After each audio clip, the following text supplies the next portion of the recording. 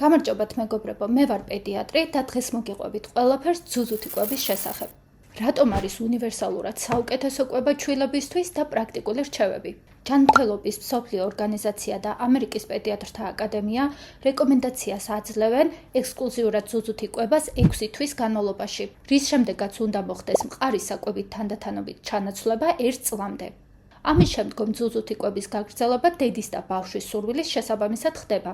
ძუძუთი კვებას აქვს დადასტურებული მოკლე და გრძელვადიანი უპირატესობები, როგორც ჯანმრთელობის, ასევე ნერვული განვითარების მხრივ და იშვიათი უკუჩვენებები, რომელზეც ვიდეოს ბოლოს მოგიყვებით. დედისთვის ეს არის უფრო სწრაფი დაბრუნება ჩვეულ ორსულობამდელ მდგომარეობაში, მაგალითად საშვილოსნოს დაპატარავება, წონის კარგვა, დაცვა ოსტეოპოროზისგან, სიმსუქნისგან, ასევე საკვერცხის და ძუძუს კიბოს პრევენცია და ეხმარება დედასა და ბავშვს ძლიერი მიჯაჭვულობის შექმნაში, ისე როგორც ეს ბოთლით კვებას არ შეუძლია. ბავშვისთვის დედის რძე მდიდარია აუცილებელი ნუტრიენტებით, ყველაზე მარტივად ასათვისებელ და შეწოვად ფორმაში. შეიცავს ანტისხეულებს, თეთრუჯრედებს, რომელიც იცავენ ბავშვს ინფექციებისგან. ძუძუთი კვების დამცავი თვისებების გამო, ბევრი ტიპის ინფექცია უფრო იშვიათად გვხვდება იმ ბავშვებში, რომლებიც ძუძუთი იკვებებიან და არა რძისნაზავით. ძუძუთი კვება ასევე იცავს ბავშვს გარკვეული მწვავე და ქრონიკული დაავადებებისგან, როგორიცაა ალერგია, შაქრიანი დიაბეტი, სიმსუქნე, კრონის დაავადება, ზედასასუნთქი გზების ინფექციები, შარცასქესო ინფექციები. ეს ჩამონათვალი ძალიან დიდია და ხაზს უსვამს დედის რძის უნიკალურ თვისებებს. ძუძუთი კვება უნდა დაიწყოს მალევე დაბადების შემდგომ, თუ სამედიცინო მდგომარეობები ამას არ კრძალავს. ყოველი კვება იწყება ერთი მკერდით და მისი სრულად დაცლის შემდეგ უნდა შევთავაზოთ მეორე, შემდეგ კვებაზე კი ვიწყებთ იმ მკერდით, რომელიც ბოლოს შესთავაზეთ და ასე შემდეგ. ეს მონაცვლეობა ხელს უწყობს ორივე მკერდის ბოლომდე დაცლას და ლაქტაციის სტიმულაციას. ასევე მნიშვნელოვანია სწორი მოჭიდება. ბავშვის პირი უნდა იყოს ფართოდ გაღებული, ტუჩები გადაშლილი და თითქმის მთლიანი თვრილი დაფარული.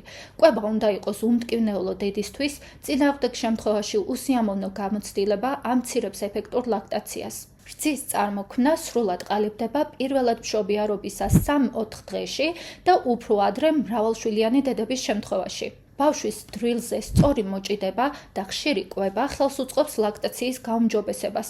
ამიტომ საწოვარა 3-4 კვირამდე ასაკში ბავშვს ნუ მისცემთ, რომ თავიდან ავირიდოთ არასწორი მოჭიდების განვითარება და ლაქტაციის შემცირება. პირველი რძე, რომელსაც დედა გამოყოფს, არის თხელი ყვითელი რძე, რომელსაც კოლოსტრუმი, ანუ ხსენი ეწოდება. ხსენი განსაკუთრებით მდიდარია კალორიებით, ცილებით, თეთრი სისხლის უჯრედებით და ანტისხეულებით. მოგვიანებით გამომუშავებული რძე უფრო ღია ფერისაა და ის ეხმარება განავლის სწორი მჟავიანობის შენარჩუნებას და ნორმალური ნაწლავური ბაქტერიების ბალანსის დაცვას, რაც ბავშვს იცავს დიარეისგან. რომელი საკვები დანამატები უნდა მივცეთ ბავშვს ექსკლუზიური ძუძუთი კვების დროს? თუ დედა იღებს ჯანმრთელ მრავალფეროვან საკვებს, დროულად დაბადებულ ბავშვებს, რომლებიც ძუძუთი იკვებებიან, არ სჭირდებათ ვიტამინების და მინერალების დამატება. გამონაკლისია D ვიტამინი და ზოგჯერ ფტორი. ექსკლუზიურად ძუძუთი კვებაზე მყოფ ბავშვებს 2 თვის ასაკის შემდეგ აქვთ რისკი D ვიტამინის დეფიციტის. განსაკუთრებით თუ ისინი ნაადრევად არიან დაბადებული, აქვთ მუქი კანი ან შეზღუდული დროით არიან მზის სინათლეზე. ასეთ ბავშვებს D ვიტამინის დანამატს ვაძლევთ 2 თვის ასაკიდან. რკინის დანამატის მიღება ამერიკის პედიატრთა ასოციაციის და ჯანმოს რეკომენდაციის მიხედვით იწყება 4 თვიდან იმ ბავშვებში, რომლებიც ექსკლუზიურად ძუძუთი იკვებებიან, იქამდე სანამ ყარკვებას დაიწყებენ და რკინით მდიდარ საკვებს მიიღებენ, ანუ 6 თვემდე.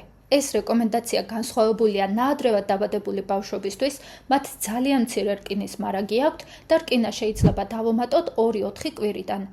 იმ ბავშვებს კი, რომლებიც ხელოვნური რძის ნაზავებით იკვებებიან, როგორც წესი არ სჭირდებათ რკინის დამატება, რადგან ფორმულა უკვე არის რკინით გამდიდრებული. 6 თვის შემდეგ იმ ქვეყნებში, მათ შორის საქართველოშიც, სადაც წყალი არ შეიცავს საკმარის ფტორს დამატებით ან ბუნებრივად, ბავშვებს უნდა მივცეთ ფტორის წვეთები კარიესის პრევენციისთვის. რაც შეეხება წყლის დამატებას. 6 თვეზე ნაკლები ასაკის ბავშვებს არ უნდა მისცეთ დამატებით წყალი, რადგან მათი თირკმელები უმწიფარია და ვერ უკლავდებიან ზედმეტ სითხეს. შესაძლოა გამოიწვიოთ წყლით მოწამვლა, სისხლში ნატრიუმის კონცენტრაციის შემცირება, ანუ ჰიპონატრემია, რომელიც არის სიცოცხლისთვის საშიში მდგომარეობა. შესაძლოა ამას მოყვეს ღებინება, ლეთარგია, კრუნჩხვა და ტვინის შეშუპება. ცხელი ზაფხულის დღეებში, როცა მშობლებს განსაკუთრებით აქვთ ზრუნება, რომ ბავშვებს წყალი მისცენ, სითხის დანაკარგის შესავსებად სასურველია ბავშვს მივაწოდოთ მეტი რაოდენობით დედის რძე ან რძის ნარევი, მაგრამ არა ჩვეულებრივი წყალი და არ გააზავოთ რძე ზედმეტი წყლით. ამასთან ერთად ამყოფეთ ბავშვი გრილ გარემოში, რომ სითხის დანაკარგი მაქსიმალურად შევამციროთ. თუ მყარი კვება დაიწყეთ 6 თვემდე, მაგალითად 4 თვიდან, არც ამ დროსაა რეკომენდებული წყლის მიცემა, რადგან ბავშვისთვის მთავარ საკვებს მაინც წარმოადგენს რძე, ბუნებრივი ან ნარევის სახით. მაგალითად, ესპაგანი უშვებს 4-დან 6 თვემდე მყარი საკვების დაწყებას, მაგრამ არა წყლის მიცემას. 6-დან 12 თვემდე მყარკვებასთან ერთად ვიწყებთ წყლის მიცემას 120-დან 240 მილilitrამდე, ეს არის დაახლოებით 1/2 ჭიქის რაოდენობით, ეს უნდა განაწილდეს დღის განმავლობაში და მივცეთ ბავშვს პატარა ყლუპებად, არა ერთიანად. როგორ უნდა შევაფასოთ, იკვებება თუ არა ბავშვი საკმარისად. ძუძუთი კვების მთავარი უარყოფითი არის არასაკმარისი კვება, რადგან დედებს ზუსტად არ შეუძლიათ განსაზღვრონ, რამდენ რძეს იღებს ბავშვი ძუძუთი კვებისას. სასურველია პედიატრთან ვიზიტი მშობიარობიდან 3-5 დღეში, რომ ექიმმა შეაფასოს ძუძუთი კვების მიმდინარეობა და აწონოს ბავშვი და უპასუხოს კითხვებს ამ საკითხზე. დაბადების პირველ დღეებში ჩვილი ყოველ 1-3 საათში ერთხელ იკვებება მოთხოვნილების მიხედვით და ეს ხშირი კვება ხელს უწყობს ლაქტაციის გაზრდას. ძუძუთი კვება აუცილებელია როგორც დღის, ასევე ღამის პერიოდში, ამიტომ თუ პირველი კვირების განმავლობაში ბავშვი არ იღვიძებს ღამე დროულად კვებისთვის, მაქსიმუმ 3 საათში ვაღვიძებთ და უკვებავთ. თითოეული კვების პერიოდი ინდივიდუალურია და 15-დან 45 წუთამდე გრძელდება. კვების უხეში შეფასება შეიძლება მოხდეს საფენების ყოველდღიური დათვლით. 5 დღის ასაკში ნორმალური ახალშობილი ასველებს მინიმუმ 6 საფენს და აქვს მინიმუმ 4-5 კუჭის მოქმედება ძუძუთი კვების შემთხვევაში და 1-3 რძის ნარევის შემთხვევაში. უფრო დაბალი მაჩვენებელი მიუთითებს დეჰიდრატაციაზე და არასაკმარის კვებაზე. ასევე განავლის ფერი უნდა შეიცვალოს დაბადებიდან მუქი მეკონიუმიდან ღია ყავისფრამდე და შემდეგ ყვითლამდე. წონაც არის საყურადღებო პარამეტრი შეფასებისას. უნდა მოიმატონ დაახლოებით 30 გრამი დღეში პირველი 2 თვის განმავლობაში. ბავშვის ნორმალური ზრდის შეფასებაზე უკვე ჩაგიწერეთ ცალკე ვიდეო და თუ კონკრეტული ზრდის პარამეტრი გაინტერესებთ, მოიძიეთ ეს ვიდეო ჩემს არხზე. ბავშვები, რომლებსაც ჰქონდათ დაბადების პატარა წონა ან ნაადრევად არიან დაბადებულები, არიან არასაკმარისი კვების რისკ ჯგუფში და საჭიროებენ მეტ ყურადღებას ამ მხრივ.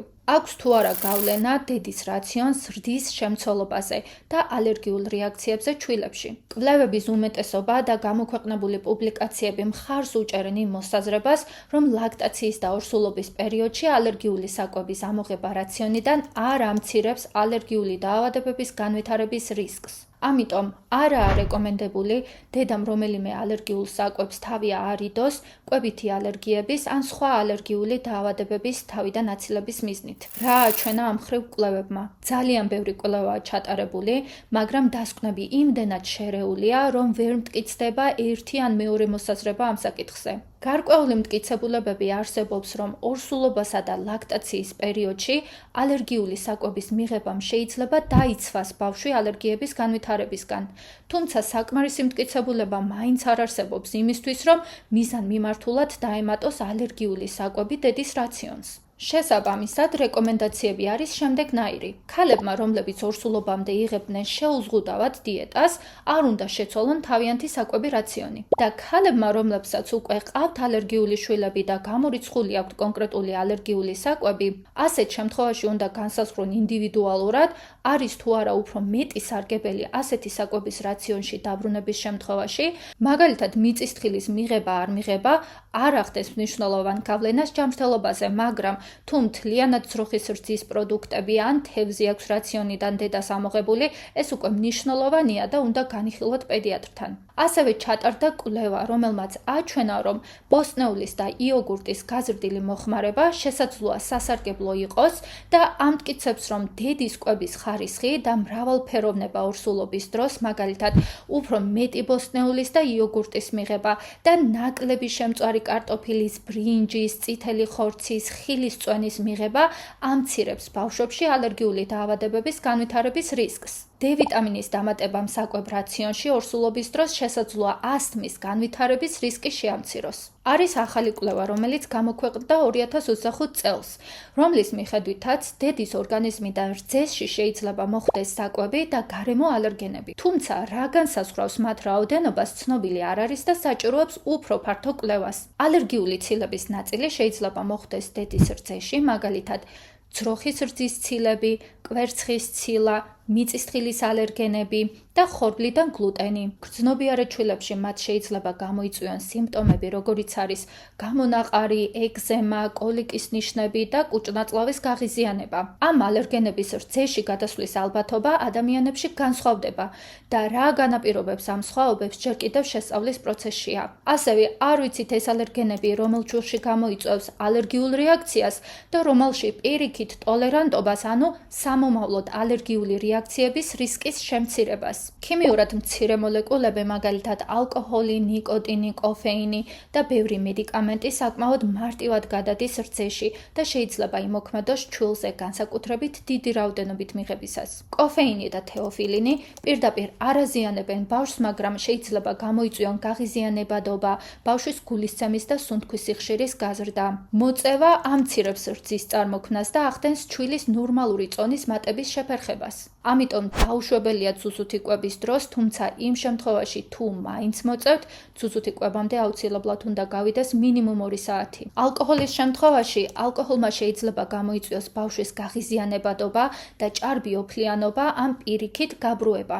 ასევე შეუძლია ბავშვის სიგრძეში ზრდის შეფერხება. მინიმალური რაოდენობით ალკოჰოლის მიღების შემთხვევაში ასევე უნდა გავიდეს მინიმუმ 2 საათი ძუძუთი კვებამდე. რაც შეეხება მედიკამენტების მიღებას, მედიკამენტების უმეტესობა გადადის რძეში, მაგრამ ხშირად ძალიან მცირე რაოდენობით, თუნდაც მცირე რაოდენობით ზოგმა მედიკამენტმა შეიძლება გამოიწვიოს დაზიანება. იმისათვის, რომ შევამციროთ დაშვებული მედიკამენტების გადასვლის დონე რძეში, ისინი უნდა მიიღოთ ძუძუთი კვებამდე, ან შემდეგ მალევე, ან ბავშვის ყველაზე ხანგრძლივი ძილის დროს. მედიკამენტები, რომლებსაც ზოგადად მიიჩნევენ უსაფრთხოდ, მოიცავს უმეტეს არარეცეპტულ პრეპარატებს, მაგრამ გამონაკლისია ანტიჰისტამინები. ისინი ხშირად შედიან ხველისა და გაციების წამლებში, ალერგიის საწინააღმდეგო მედიკამენტებში, გზავრობის დაავადების საწინააღმდეგო საშუალებებში და საძილე პრეპარატებში. ისინი არ არიან რეკომენდებული ძუძუთი კვების დროს, რადგან შეიძლება ბავშვში გვერდითი ეფექტები გამოიწვიოს. ასევე ასპირინი და სხვა სალიცილატები, რომლებიც